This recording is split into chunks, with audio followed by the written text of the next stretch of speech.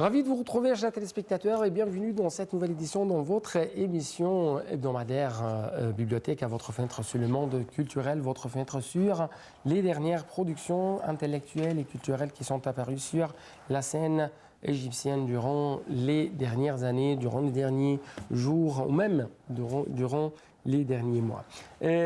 Aujourd'hui, nous avons un rendez-vous très distingué. Ce rendez-vous avec cette œuvre intitulée Les idées symboliques dans l'architecture égyptienne après l'entrée de l'islam. Et cette œuvre est composée bien sûr par l'architecte Mohammed Kamal Mahmoud El-Gabalawi. C'est un architecte égyptien et je dois vous proposer un autre titre à propos de cette œuvre. Plutôt, c'est une plongée dans les secrets de l'architecture égyptienne et l'influence de l'islam sur l'architecture en général, mais aussi sur, ou avec plus de précision, sur l'architecture égyptienne. Actuellement, je dois vous proposer un reportage pour jeter la lumière sur les grands titres de cette œuvre.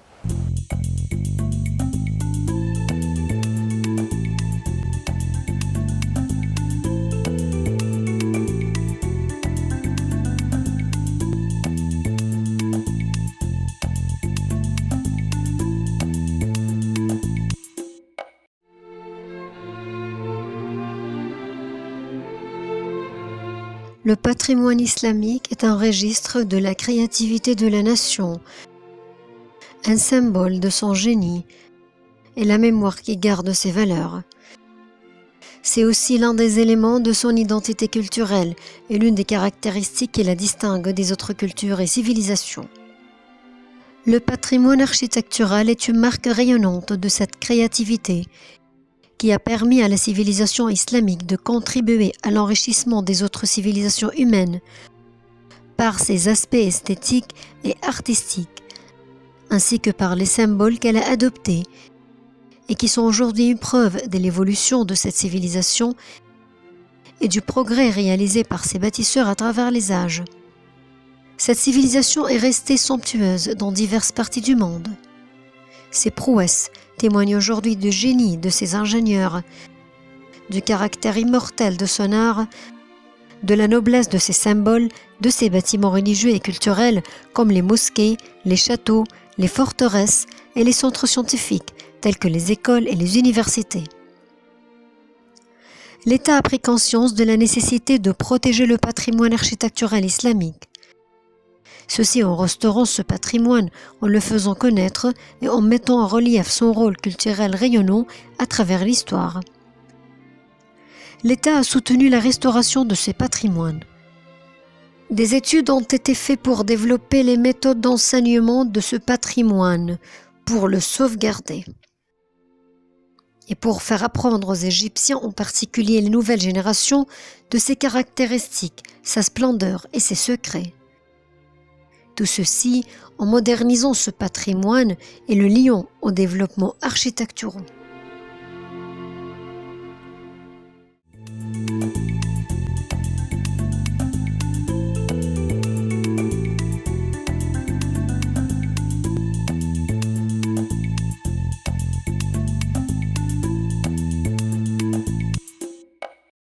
Actuellement, j'ai le plaisir d'avoir avec moi au studio de Nal TV International notre architecte, le compositeur de cette œuvre, Monsieur Kamal Mahmoud Kamal El-Gabalawi.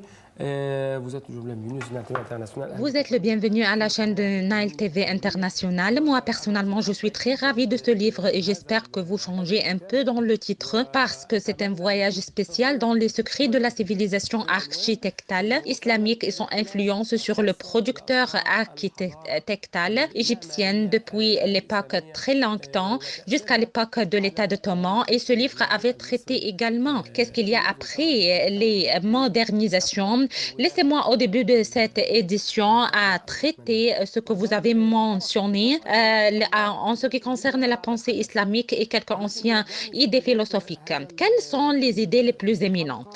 Au début, je vous remercie et je remercie toute la famille de ce programme et notamment la dame Sohanen et son effort et son contact avec moi depuis plus d'un mois pour préparer à cette édition. Mon livre traite la pensée symbolique et les racines de ce synonyme, d'où il vient, et actuellement nous sommes à l'époque moderne. Comment on le regarde? Je vais vous donner un simple exemple au début pour que les gens sachent assimiler ce que je dis. Je vais dire par exemple les équipes ou les élections nationaux qui sont chez nous.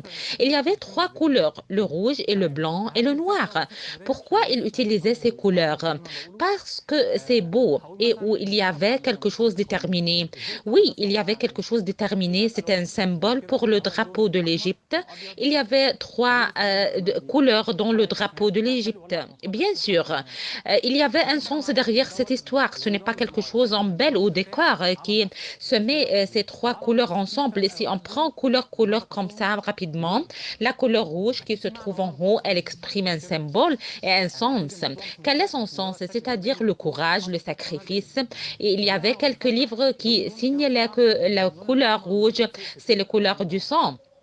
Symbole pour les martyrs ou pour honorer les martyrs. On le met en haut du drapeau, au premier tiers. Et le deuxième tiers, il y avait le blanc. C'est symbole pour la pureté et pour la paix. C'est pourquoi on le met au centre ou en moitié. Et après le dernier tiers, c'est le noir qui apporte un sens très important. Ce sont les ex-époques de l'Égypte qui étaient difficiles à la société égyptienne où il y avait la colonisation. Et en moitié du drapeau, il y avait quelque chose de très important. Il y avait la forme d'un aigle, n'est-ce pas? C'est preuve et symbole et synonyme également à la force. Il se met dans la partie blanche et pas dans le rouge ni dans le noir. Il avait choisi le blanc. L'aigle, c'est parmi les oiseaux qui sont très forts, c'est très atroce chez nous. Et quelqu'un également peut demander pourquoi ils ne mettent pas le lion, par exemple, au lieu de l'aigle. C'est un sens qui porte un héritage culturel. Tout en désignant l'aigle de Salah ad-Din al-Ayyubi et sous l'aigle rédigeait la République arabe d'Égypte par l'écriture koufique. Pourquoi l'écriture koufique? Parce que l'écriture koufique est reliée par les sourates du Coran et la plupart des mosquées de l'ancien Égypte. Les sourates du Coran sont rédigées par l'écriture koufique sur les murs des mosquées. Vous allez trouver que l'aigle regarde comme une place semblable comme El-Kaaba pour sentir que j'avais accompli mon devoir et je visite en même temps une place très importante de culte pour moi parce qu'il y avait les parents qui étaient très justes, les descendants de nos prophètes et on me également sur à cela la planification de la ville de Tanta a une relation à cette mosquée. Même les gens qui sont autour des mosquées se sont influencés par le plan de la planification du Tanta. Les rues et les bâtiments, donc l'architecture islamique porte une signification et influence sur la planification, influence également sur notre société. Et cette conception, vu que les gens sanctifient bien une chose très déterminée. Et également, je n'ai pas encore répondu à la question. Notre question, on parle à la synonyme et à l'héritage culturel. Bon, on va dire un exemple à l'architecture également qui était chez nous. Il y avait un élément qui s'appelle l'élément El-Asheri. Peut-être vous ne le savez pas, il se trouve en haut de minarets et des dômes. En haut du minaret, on trouve un croissant, quelque chose qui s'appelle El Asheri. C'est un bateau. Même, je parle avec vous avant l'édition, on parle en ce qui concerne le bateau. Et le bateau du Nouh et l'histoire du prophète Nouh. La forme de El Asheri se trouve chez nous dans le dôme de l'imam Shafi'i. Jusqu'à maintenant, se trouve la forme de El Asheri également. Et se trouve également dans une mosquée qui s'appelle également Faroum Farag, où il se trouve à la la minaret de la mosquée du Ahmed ibn Touloun, mais il est tombé. Cette forme est reliée à quoi? Quelle est son fonction? Son fonction, je mets dans lui les grains pour que les oiseaux dans cette place venaient pour y manger. Pourquoi je fais cela? C'est un genre de dents qui mettait la chose sur le sanctuaire, par exemple, sous la forme d'un bateau, en nom de se défunte pour le bon de notre bon Dieu et pour notre bon Dieu. Pourquoi? Pour que notre bon Dieu le récompense. Pourquoi il avait mis la forme du bateau? Peut-être la forme d'un plat. Il peut mettre la forme d'un plat au lieu. Il avait choisi la forme d'un bateau parce qu'elle est reliée par une référence culturelle. C'est l'héritage culturel également est relié à la christianisme et est relié également dans les époques chrétiennes. On trouve l'église suspendue, le plafond couvert par la forme de bateau. Quand on entre, on regarde au plafond, on trouve la forme du bateau dans l'église suspendue. Je les salue très bien également parce qu'il y avait des jeunes là-bas qui racontaient cette histoire aux visiteurs. Pourquoi ils ont choisi la forme d'un plafond? La forme d'un plafond, un bateau qui était sur le plafond, il donne une impression aux gens qui se trouvent dans ce place, c'est-à-dire les gens qui se trouvent dans ce place. Il y avait un secours comme le secours du prophète Noah dans le bateau. Mesure à cela également l'architecture pharaonique. On trouve il y avait les vaisseaux scolaires et les bateaux à la forme du soleil qui sont sur les murs. Quand on lisait dans les papyrus et les définitions où ils se trouvent, ils les mettaient pour le secours ou pour la partie du secours également. Quand quelqu'un entrait dans le bateau ou quand l'âme du quelqu'un qui se meurt, il se sauve de la damnation. Selon ce que vous signalez dans votre livre, il y avait une relation entre la philosophie arabe islamique et les sourates du Coran et le sunna prophétique pur. Et cela se fait et est reflété également sur l'architecture et les anciens arts égyptiens, oui, qui apparaissaient après la venue de l'islam à l'Égypte. Oui, exactement. Je veux seulement conseiller ou attirer l'attention à quelque chose que la culture islamique est venue du sunna et du Coran. On venait à la partie de l'incarnation. Quand vous entrez dans quelle mosquée, vous n'allez pas trouver aucun statut, ni humain ni animal. Vous allez trouver des harnachements, soit du plante ou écrit, d'accord. Ensuite, vous allez trouver qu'il y avait des éléments avec moi, tout en soignant le Coran et le Sunna, d'accord. Il y avait des sens également avec moi qui traduisaient quelques discours prophétiques et les versets du Coran, qui le comprenaient. Et les gens de cette époque, mais nous sommes maintenant, on les regarde comme décor. Le symbolisme qui apparaissait dans l'architecture islamique s'éclaire beaucoup dans les genres des bâtiments des funérailles et dans les bâtiments religieux et les bâtiments défensifs militaires. Par exemple, un bâtiment militaire comme la citadelle du Salah ad-Din. Exactement. Vous allez trouver à la fin de la grille, il y avait une pierre et après une vide sous la forme d'un rectangle. Cela se nomme les poupées du ciel ou les brailles du ciel. C'est son fonction pure quand le combattant, l'ancien vétéran, auparavant, il se protège derrière lequel il se tient derrière le mur et il lance les flèches à travers lequel. Il le considère et il le regarde d'une façon différente. Il se trouve d'une façon différente qu'il le regarde. Il y avait un hadith ou un discours prophétique qui révèle que la coopération entre les frères musulmans soutiennent et appuient les uns les autres. Il se trouve également cela dans les mosquées d'une façon différente, sous forme d'un triangle. Pour l'aspect, sous forme d'un triangle par exemple, ou une fleur, pour l'aspect de la beauté. Quelle est son conception dans la mosquée? Dans la mosquée, le point du rang, tout le monde sont sur le même pied d'égalité. C'est-à-dire, le sujet également est comme un appel pour les gens qui se trouvent. C'est-à-dire, nous avons un système d'ordre. Et c'est très important. Les prières pris en ligne égaux derrière l'imam. Vous allez trouver également ça dans les bâtiments des funérailles, dans les tombeaux. Et la mosquée de Sultan Hassan, Vous allez trouver cela et à côté des tombeaux là-bas à la Bab el-Wazir, également, vous allez trouver cet élément. L'élément des Balkans comme un signe pour les gens qui entraient, tous les gens qui sont enterrés à l'intérieur du tombeau. Il n'y a pas une différence entre un pauvre, un riche, ou femme, ou homme, ou blanc et noir. Ce sont des signes qui venaient ensemble et au contraire. Pour donner l'impression à cette pensée, le sujet n'est pas seulement un décor ou quelque chose de beau, d'accord? Vous avez cité encore que l'ancien archéologue égyptien, influencé par la pensée islamique, exprime à l'équilibre entre le moral et le matériel. C'est une vue tout à fait différente et que c'est un part intégral de lui-même. Et entre-temps, vous avez signalé à la manière avec laquelle ce fait est influencé sur les sensations, les sentiments et les pensées de l'ancien archéologue égyptien qui est influencé beaucoup par la civilisation égyptienne. Exactement, c'est juste. Et vous allez trouver également, je vais continuer dans cet élément influençant, l'élément des Balkans, les brailles du ciel. Cette forme va se paraître comme un vide et après un bloc. Exact. Pour donner une preuve à la matérielle et le moral, l'âme et le corps. L'ancien archéologue égyptien musulman, il s'intéresse beaucoup à relier entre la terre et le ciel.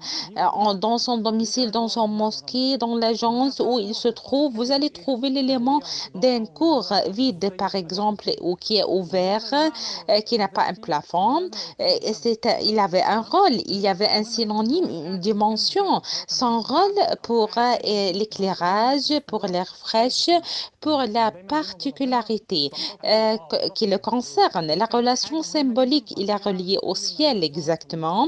C'est quelque chose d'important.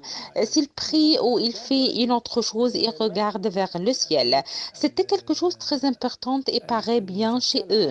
C'est une remarque reliée au livre entre les maisons formées selon la méthode islamique. Il y avait un certain genre de l'énergie positive et lumineuse et spirituelle très haute. Peut-être parmi les causes les plus principaux, c'est de créer une certaine liaison entre la terre et le ciel, exactement à travers cette forme archéologique et également dans cette recherche que vous l'avez inventée, vous avez également, c'est une recherche glorieuse. Merci à vous, exactement. Et également, vous avez dit que l'artiste ou l'archéologue avait cherché l'absolu et la beauté absolue à travers la nature, que notre bon Dieu l'avait créée et également l'allusion. On veut savoir comment dites-nous les secrets. Tout le monde prie. Allez, entrer dans des mosquées, on regarde les minarets, on marche à côté des maisons où on ne savait pas ces secrets. À travers ce livre, vous avez éclairci également, vous avez éclairci les secrets spéciaux concernant la civilisation islamique. Exactement. Par exemple, un élément comme le minaret, vous allez trouver un héritage culturel. L'ancien archéologue, il avait reformulé ça pour une affaire ou pour faire allusion au ciel. Et par exemple, le minaret, comme le minaret de la mosquée du Ahmad ibn Touloun, son origine est inspirée par le minaret de Samra à l'Irak. En bas, c'est grand et en haut, c'est petit comme une flèche qui se trouve autour du minaret pour monter au ciel. Quand également quelqu'un utilise la place, vos yeux regardez vers le ciel pour regarder à notre bon seul Dieu qui se trouve dans le ciel pour prier et le demander. L'élément du minaret, pas seulement chez les églises également, il y avait quelque chose qui s'appelle les tours des églises. Au lieu d'avoir quelque chose qui dit le oui ou l'adène, on va avoir une cloche. Il y avait des gens qui ont fait allusion que le minaret, ils l'appellent balise ou le phare, se trouve sur le pont pour faire diriger les bateaux, notamment dans la nuit et à l'obscurité. Autour de la mosquée également, il y avait des gens qui ne savaient pas bien la place de la mosquée. Ils donnent allusion que le minaret est parmi l'architecture égyptienne, l'ancienne architecture égyptienne. صغيره كانها جايه بشكل هرمي بتشير للايه؟ للسما. Notre architecte, notre invité d'aujourd'hui, M. Kamel Mahmoud Kamel Al-Jeblaoui, le compositeur, l'auteur de cette œuvre intitulée Les idées symboliques dans l'architecture égyptienne après l'entrée de l'islam. Je dois vous remercier infiniment. Et c'est tout pour cette rencontre avec notre invité et une petite pause, chers téléspectateurs.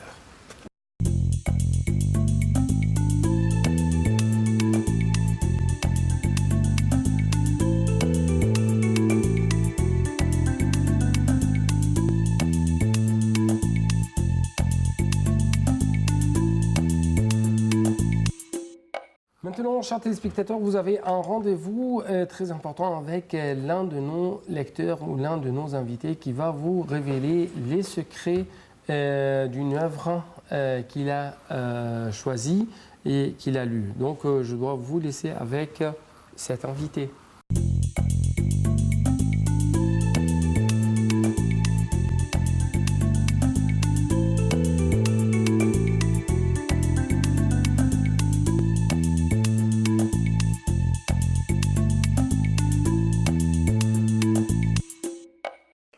بسم الله الرحمن الرحيم. النهارده بنختار كتاب للثقافة وهو يتكلم عن الاقتصاد.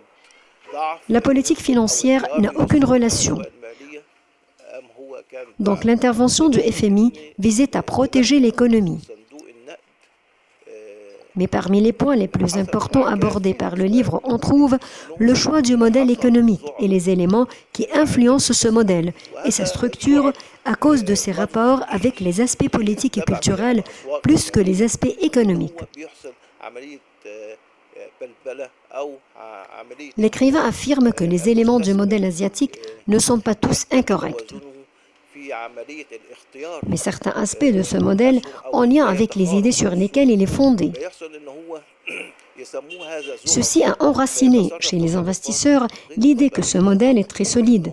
Ils ont investi en toute confiance, mais ils n'ont pas calculé les risques. Lorsque ces modèles se sont présentés, les pertes étaient grandes et lourdes, surtout au niveau des marchés financiers. L'écrivain a essayé d'étudier cette crise d'une manière scientifique. Et il a essayé d'assimiler la controverse dans les rangs de ceux qui s'opposaient à l'intervention dans la politique industrielle. Cette intervention est la clé d'une croissance et ce que visent les partisans de l'école de la politique industrielle et les partisans de l'école corrective. Cette pensée est basée sur l'importance des facteurs et des institutions politiques, la culture et l'histoire pour expliquer le développement dans n'importe quel État. L'écrivain a constaté qu'il y a des écoles qui ont adopté cette pensée de manière à corriger le modèle asiatique. Mais nous nous arrêtons devant les erreurs du modèle asiatique et la manière de les corriger. Ces erreurs sont basées sur une infrastructure fragile. Ils ont pris des bases réelles et ont construit dessus des choses qui se sont accrues avec le temps. On est parvenu à l'idée que ce système est solide et ne faiblit pas et ne se brise pas. Mais comme nous l'avons vu, le système s'est effondré au premier choc. C'est pourquoi il est devenu un système fragile.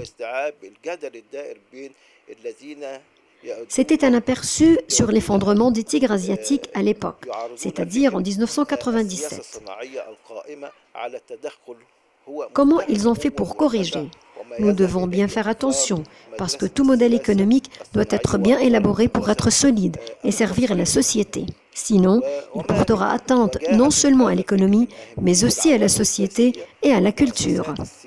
Toute la société s'effondre à cause de cet effondrement du modèle économique. Ce livre est considéré comme une référence de données économiques.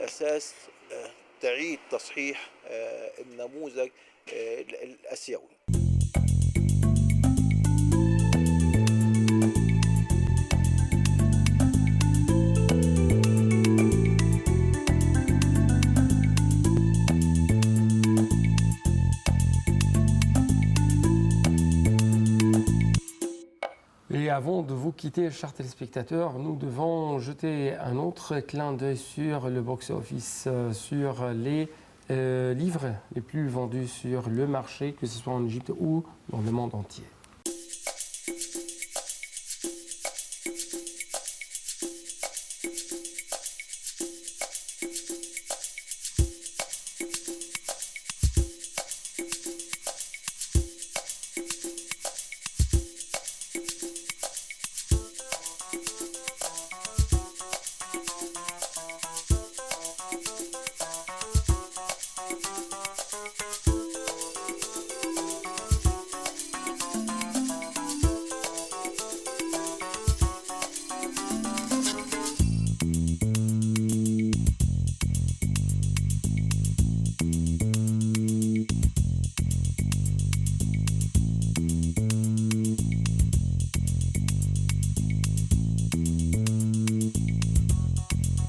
Donc, c'était tout pour cette édition. Mais avant de vous quitter, chers téléspectateurs, je dois vous rappeler que vous pouvez bien sûr regarder cette édition de Bibliotheca à travers Facebook/Bibliotheca. C'était tout pour cette édition. Merci beaucoup pour votre attention et à la prochaine.